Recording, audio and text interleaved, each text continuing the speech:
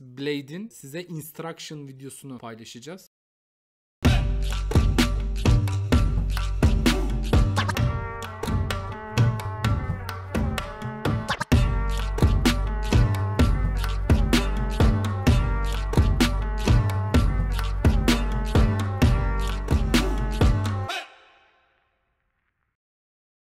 Evet arkadaşlar, bugün uzun zamandan beri beklediğiniz Blade'in size instruction videosunu paylaşacağız. Çok fazla bu tarz böyle takım tanıtım içerik yapmamama rağmen dedim ki neden olmasın?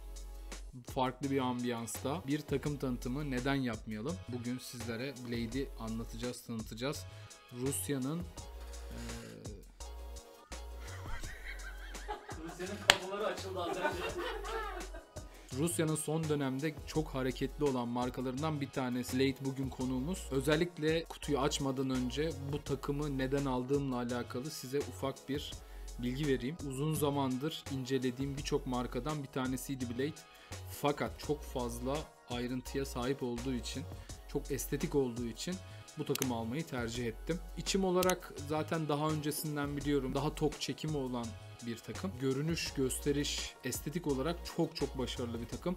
Bunu da birazdan zaten sizler de görüyor olacaksınız diyelim ve kutuya herhalde geçelim artık ha. Kutu epey büyük ve epey ağır. Sanki içinden camıyla beraber çıkacakmış gibi. Tata. Takım bu şekilde geliyor arkadaşlar. Kutunun içeriğine gelecek olursak görünüm olarak çok alıştığımız bir görüntüsü yok. Kutular genellikle sünger dolgusuyla geliyorlar. Bu birazcık daha farklı bir malzeme, yumuşak ama aynı zamanda sert de bir plastik. İçeriğine geçebiliriz herhalde. Diğer takımlarla kıyasladığımız zaman Rus takımların boyutları gitgide kısalıyor. Fakat Blade'in takımları CVP'deki gibi inanılmaz derecede uzun. Yaklaşık şişesiyle beraber 70 santimi buluyor. Epey uzun bir takım. Haliyle daha tok çekim sağlayan da bir takım. Şu an elimde görmüş olduğunuz üst kısmı ser parçası. Üzerinde şerbetliliği ile beraber geliyor kutunun açılımında. Marpuçu çıkıyor bu şekilde. Yine gövdenin tasarımıyla aynı şekilde marpuç çıkıyor. Kutunun içinde bir tane böyle bir zarf çıkıyor. Bir zarf daha çıkıyor. Bu zarfı açtığınız zaman içinden bir adet parlak malzemeli, çok da güzel duran, kül elemek için kullanılan, tepsinin üzerinde kullandığınız bir parça bu. Tepsinin üzerine yerleştiriyorsunuz bu şekilde ve külleri direkt tabana değmediği için silkelerken sadece külleri dökülüyor ve ısı kaybetmemiş oluyor. Aynı zamanda içinden alt borusu çıkıyor. Alt borusu bu takımın en orijinal yerlerinden bir tanesi. Çünkü estetik açıdan inanılmaz işlemeler var. Fakat burada ufak tefek handikaplar da var. Kutuyu ortadan kaldırdıktan sonra marpuç yok. Oğlum böyle bir takım yapmışsınız. Gerçekten içine marpuç mu koymadınız? Duygularım darmadağın, anlayamazsın. Ağzımızı buraya dayayarak mı içeceğiz kardeşim? Buradan mı çekeceğiz? Abi marpuç nerede? Ha? Oğlum Çin'den gelmişti. Öyle bir şey olmaz, öldürmez herhalde. Cidden marpuç yok mu şimdi? Nereden bulacağız marpuç? Abi şu bahçenin hortumunu getirelim, bağlayalım bak buna. Bu takımla bugün içmemiz lazım. Çekim yapıyoruz. Başka çözüm yolu bulmamız lazım. Neyse, çözüm yolu buluruz. Şimdi takımı, bu fazla kağıtları da atalım abi. Bunlarla da işimiz yok. Toplam olarak kutunun içinden çıkan parçalar tepsi ve iç aparatı, ser borusu ve gövdesi, göbek kısmı, marpuçu ve alt boru olmak üzere parçalar bu şekilde çıkıyor. Rus takımlarında genelde zaten bildiğimiz şişenin çıkmaması. Fakat Türkiye'deki marketlerin takım aldığınızda şişeyi de hediye etmesi güzel bir şey. Ben de bununla beraber aldığım şişe, Blade için özel seçtiğim bir şişe var. Armut formunda birazcık ama yassı da güzel bir şişe. Özellikle mat veya koyu bir renk tercih etmedim. Çünkü alt parçanın üzerindeki ayrıntıları gizlemek gerçekten bu takıma yapılmış en büyük ayıp olur bence. böyle bir şişe tercih ettim. Takımdan birazcık bahsedecek olursak gerçekten beni inanılmaz şaşırttı. Neresinden başlayacağım inanın bilmiyorum çünkü gerçekten ayrıntı çok fazla. Bir tarafından başlamakta lazım. Normal şartlarda ekstra olarak satın aldığınız bir catcher deniyor. Aynı zamanda Türkçe'de de şerbetlik deniyor. Özellikle delikli lülerde kullandığımız şerbetliği Blade üzerinde zaten sunuyor bizlere. Materyal ve malzeme kalitesi olarak alüminyum malzemeden çok daha kaliteli bir malzemeyle sunuyor. Hem de takımın gövdesi olan çelik malzemeyle sunuyor. Bu takımın komple çelik olması. Neden komple çelik diyorum? Bunu da birazdan bahsedeceğim. Üzerindeki şerbetliği ufaktan göstereyim ben sizlere. Şerbetliğin bize sağladığı en büyük artılardan bir tanesi tütünün ve şerbetin şişeye dökülmemesi, düşmemesi. Tütünün şişeye, suya dökülmesi, şerbetin suya dökülmesinin bize en büyük dezavantajıysa suyu kısmi olarak ısıtması ve köpürmeye neden olması. O yüzden özellikle delikli lüle kullanıyorsanız benim size tavsiyem şerbetlik mutlaka kullanın. Bu takımda anlatabileceğim ikinci en büyük özellik iki ana temel madde. Bir tanesi alüminyum. Dış kaplaması, alüminyumu boya kullanılması için anodized dediğimiz bir boya sistemi geliyor. Çelikte de aynı sistem titanyum nitrür dediğimiz bir boya kaplama tekniğiyle yapılan bir sistem. Komple takım çelik ve dış kaplaması da dediğim gibi alüminyum. Diğer Rus takımlarından ayıran en büyük özellik ise hiçbir parça boş malzemeden yapılmamış. Özellikle belirtmek istiyorum. Rus markaların genelde kullandığı malzemeler dikişli borular. Maliyeti düşürmek için yapılan bir çalışma bu. Fakat içimde herhangi bir dezavantajı tabii ki yok. Fakat kaldı ki Blade'de böyle bir şey yapmak yerine Blade bütün malzemeleri dolu malzeme kullanmış. Gerçekten tebrik ediyorum. Dikişli boru değil, ser borusu, alt boru ve marpuç olmak üzere bu 3 parçada tamamen dolu malzemeden üretilmiş. Gerçekten bu konuda benim çok büyük takdirimi aldılar. Dolu malzeme kullanmış olmaları bu takıma da ekstra olarak bir maliyet tabii ki. Fakat bu kadar güzel işçiliği olan bir takımın da bunlara dikkat etmemesi de anormal olurdu zaten. Göbek kısmına gelecek olursak, göbek kısmında size söyleyebileceğim marpuç girişi duymuş olduğunuz gibi mıknatıslı. Bu mıknatıslar zamanla ıslandığı için ve darbe gördüğü için kırılıyor ve paslanıyorlar. Fakat burada mıknatıs kısmını marpuç adaptöründe kullanmak yerine göbekte kullanmışlar. Haliyle düşme vesaire yaşama ihtimali daha düşük olduğundan kırılma ve deforme olma ihtimali de daha düşük oluyor haliyle. Tahliyesini sağlayan 3 tane bilye var göbek kısmında. Bunun haricinde bütün her yerinde ekstra işçilik var. Ufak tefek böyle estetik çizgiler var. Haliyle bu da takımı daha da görsel anlamda doygun ve dolu gösteriyor. Bu takımı diğer Blade takımlarından ayıran özellik ise Limited Edition olması. Normalde Blade'in diğer takımları One olarak geçiyor. Bu One M olarak geçiyor.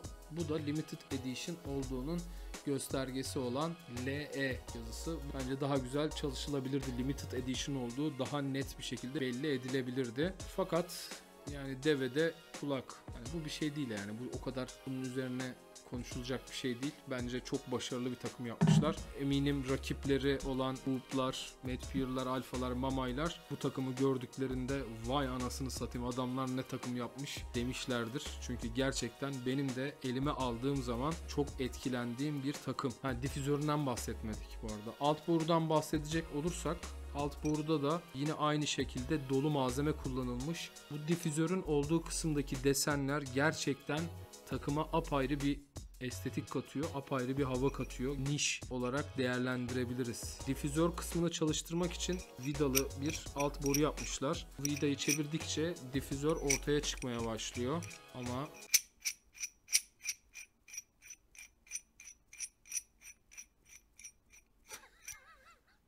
bitti. Yaklaşık 3 gün sürüyor arkadaşlar difüzörü açmak için. Bu kadar uğraşmanız gerekiyor. Difüzör paralel olarak tasarlanmış. 3 tane önde 3 tane arkada olmak üzere bu şekilde bir sistemle çalışıyor. Difüzörü kullanmanızın biliyorsunuz sebebi takımın çekimini daha rahatlatmak. Bunun örneğini de genelde şöyle veriyorum Twitch'te yayındaki arkadaşlara da. Bir masayı bir kişi de taşıyabilir ama 3 kişi daha rahat taşıyabilir. Difüzörde içimi rahatlatmak için kullanılan bir sistem. Fakat buradaki vida olayı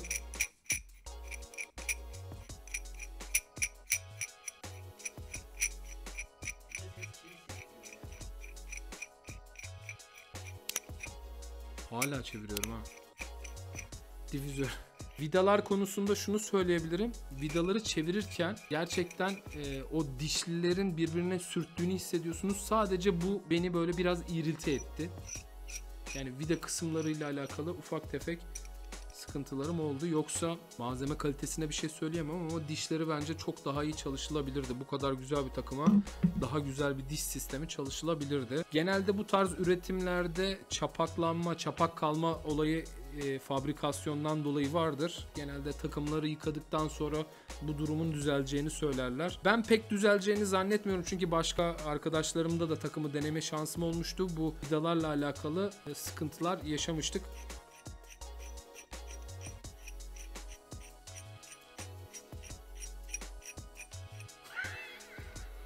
Bu ne abi? Vallahi yani bunu çevirmeye başlayınca gün bitiyor arkadaşlar. Sakallarım uzadı yani. Neyse. Tepsiye geçecek olursak, tepsi 2 parçadan oluşuyor. Elekli bir tepsimiz var. Tepsinin üzerine koyduğunuz bu elek sayesinde hava aldığı için kararma yapmıyor kömürler.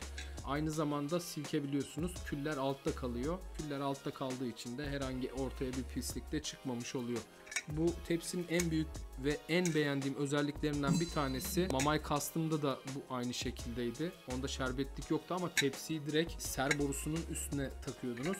Bunda da bu formu şerbetlikte uygulamışlar. Benim çok hoşuma gitti. Şerbetliği taktıktan sonra bu şekilde duruyor yani. Hemen hızlıca kuruluma geçelim. Bizim makine cortlamaya meyilli. Üst boruyu taktık ser borusuna. Üstüne bunu takıyoruz. Böyle hafif bir oturtmanız gerekiyor. Burada bir yeri var. Geldiği zaman tık diye oturuyor zaten. Üstüne şerbetliğini oturtturuyorsunuz. Alt boruyu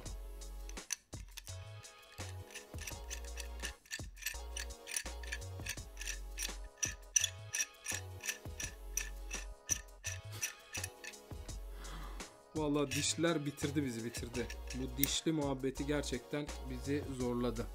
Su alabilir miyim? Gayet iyi. Tamam. Silikon gelmediği için biz buradan çekeceğiz abi bu nargileyi bugün.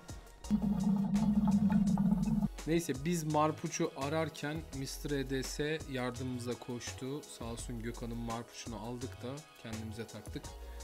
Nargile içebileceğiz yani. Neyse şimdi ben bir gidip hemen lüleyi hazırlayayım. Ondan sonra nargile içmeye başlayalım. Bugün bu kombinasyona NJN'nin Mat Kill dediğimiz modeli eşlik ediyor. Bu takıma nasipmiş. İlk defa kullanıyorum. Uzun zamandan beri bendeydi. 5 delikli bir lülesi. Çok da başarılı bir lüle. Türbün. Darkside türbün. Darkside türbünü özellikle açık alanlarda külün uçmaması için ve nargileyi açmakta zorlandığınız zamanlarda iyi demlenmesi için kullanabilirsiniz. Devamlı kalması genelde açık havalarda tavsiye ediliyor. Kapalı alanlarda kullanırken bence yaklaşık bir 5 dakika 6 dakika demledikten sonra mutlaka kaldırın. Çünkü çok fazla ısı aldığı için hem lülelerinizin ömrünü kısaltabilir hem de içim sürenizi azaltabilir. Yaklaşık 4-5 dakika demlenmesini bekleyeceğiz. Ondan sonra içime başlıyoruz arkadaşlar. Japona. Hayat bunda. Abi bu Japonya'dan geldi biliyor musun? Japonya. Abi adamın gözleri çekik galiba. Japon asıllı falan olabilir mi acaba? Stanislav Oleynikov. Blade'den bahsetmemiz gerekiyor. Japona'dan bahsediyoruz. Japon'dan para aldıysak demek. Arkadaşlar sponsorlukları bekliyoruz. Şu an bak 1, 2, 3, 4 kişi yemin ederim nargile içmek için bekliyor. Çekim bitse de nargile içsek. Ben de nargile bekliyorum. Ben sabahtan beri nargile içmedim bir de. Muhtemelen demlenmiştir, artık içim sağlayabiliriz.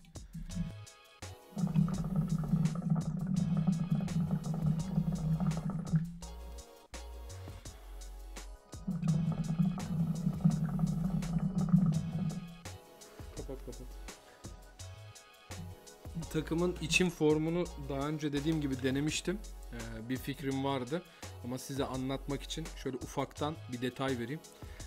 Tok içimi, genelde tok içimi olan bir formu var. Difüzörün tamamen açık olmasına rağmen daha tok içimli bir takım.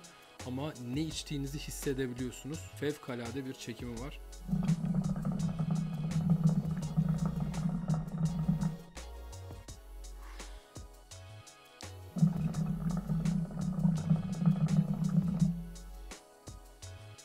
Takımın sesi muhtemelen geliyordur size. Ben çok fazla diyemem, çok az da diyemem. Çok kararında bir sesi var. Tradi bir takım kadar ses çıkartmıyor. Ama çok rahat çekimli bir takım kadar da sessiz değil, ortasında.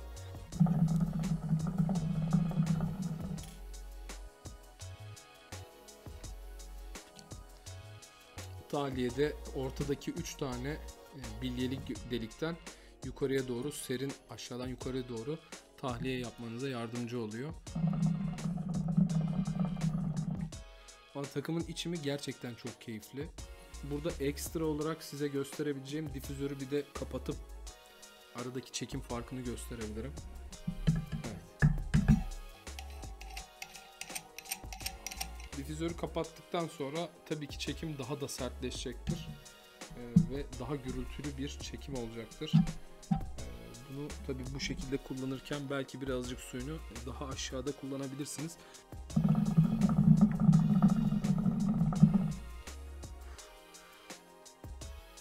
Difüzörü kapalı kullandığınız zaman fokurduyu daha net hissedebiliyorsunuz ve daha tok bir çekim sağlıyor. Difüzörü açık da kullanabilirsiniz, kapalı da kullanabilirsiniz. Bu tamamen sizin içim şeklinize bağlı bir durum.